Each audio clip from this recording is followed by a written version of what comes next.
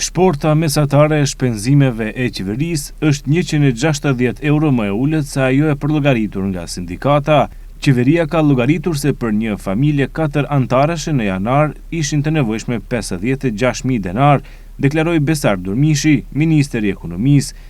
Sipas tij, shporta mesatare e qeverisë ishte më e lirë se ajo minimale sindikale, sepse sindikata kishte llogaritje jo reale më të larta. Në janar të vitit 2026, shporta mesatare e shpenzimeve që është bërë një llogaritje nga kjo ashtu e quajtura shporta jonë mesatare është rreth 56.000 denar.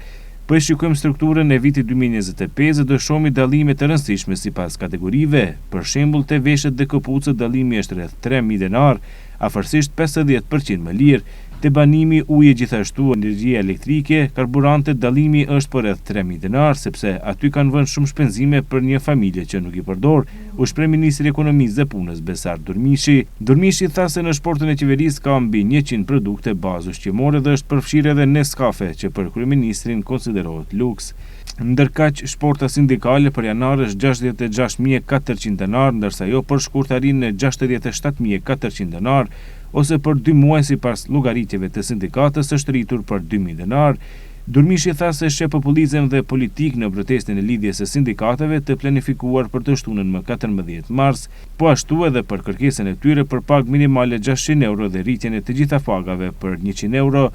Sipas Durmishit, nëse konflikti në lindjen e mesme thellohet, mund të ketë implikime serioze edhe për vendin tonë, por tha se qeveria po ndjek situatën dhe do të reagojë. Nuk ka rritje çmimesh, do të veprohet me kufizim të marzhave dhe ngrirje të çmimeve të produkteve bazë ushqimore, tha Durmishi.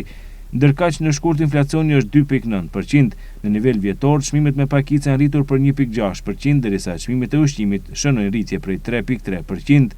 Shtetërimi më të mëdha regjistrohen tek produktet bujqësore, për 3.4%, thonë të dhënat e fundit nga enti shtetëror për statistika.